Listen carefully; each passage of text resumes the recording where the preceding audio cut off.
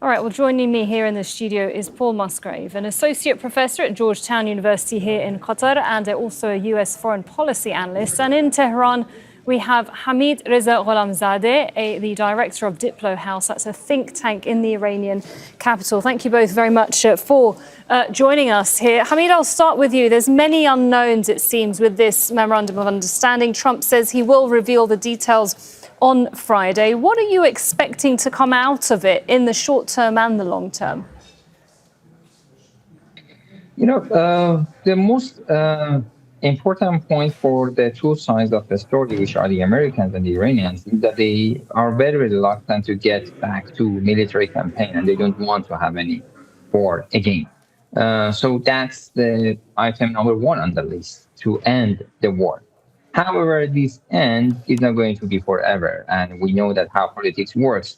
The second item, reportedly, is the United States would actually promise not to intervene into Iranian affairs and not to stage any war against Iran.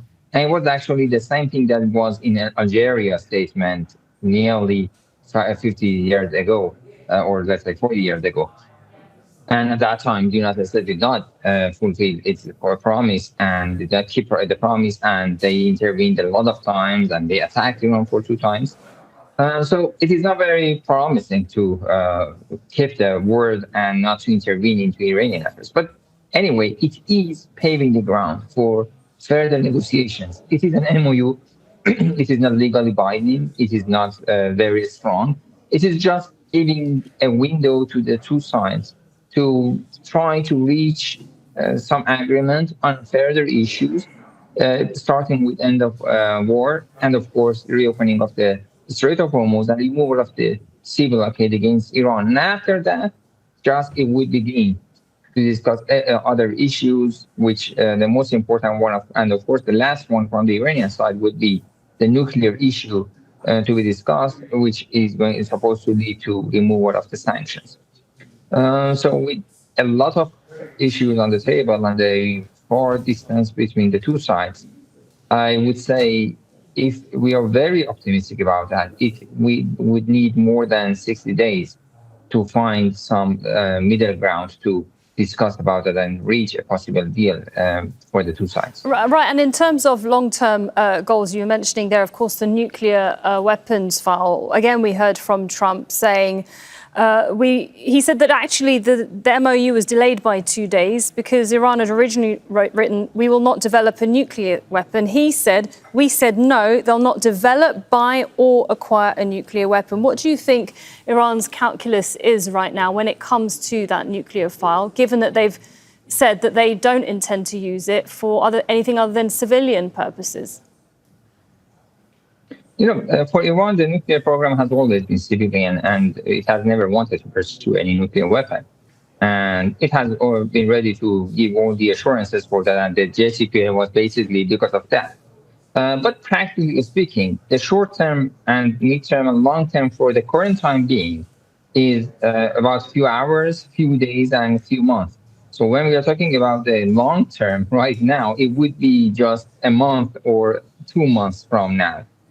But if all the things go on and they can discuss and they can maintain the ceasefire in place, then the long term would be the nuclear program, and the enrichment for the Iranian side is one of the key issues. For the highly enriched uranium, which was 60%, Iran has apparently accepted to actually liquidify it into lower levels of enrichment. And for the Americans, as they claim, it is important to make sure that Iran is not going to pursue a nuclear weapon, and Iran never does, so there is no difficulties in that part.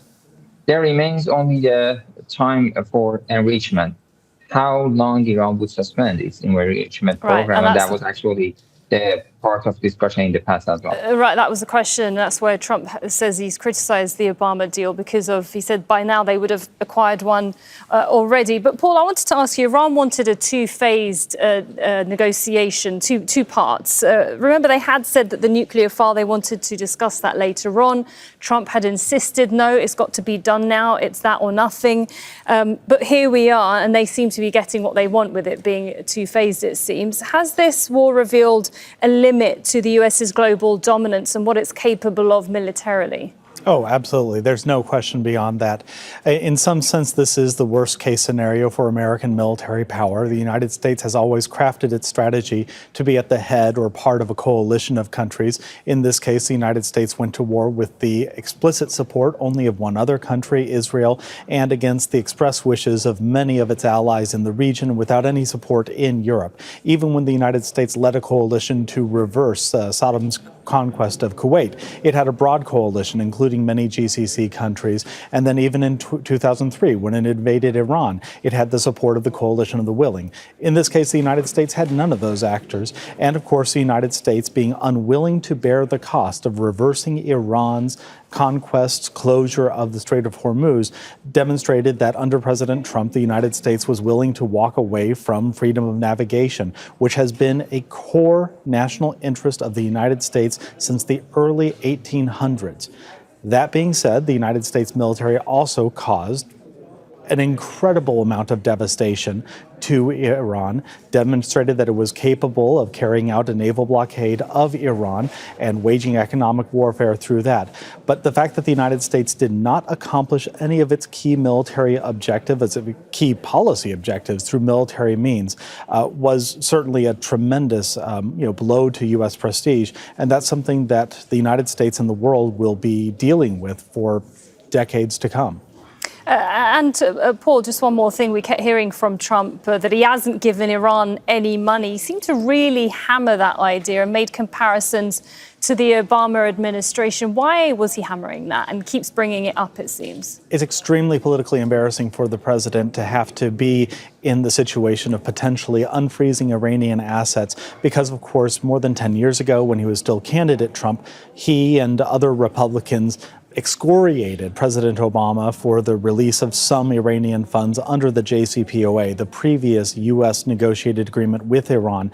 And so for President Trump to be in a situation where there's rumors, reports that the United States might lead or authorize direct investment in Iran's economy after decades of sanctions, that's tremendously embarrassing for him on the cusp of midterm elections in just a few months. Yeah, he certainly mentioned that perhaps not interested now, but for later on that there'd be nothing wrong with investing in Iran. Thanks very much to both of you. Paul Musgrave here in the studio with us, Associate Professor at Georgetown University, and Hamid Reza Gholamzadeh, Director of DiploHouse. That's a think tank in the Iranian capital. Thank you both very much.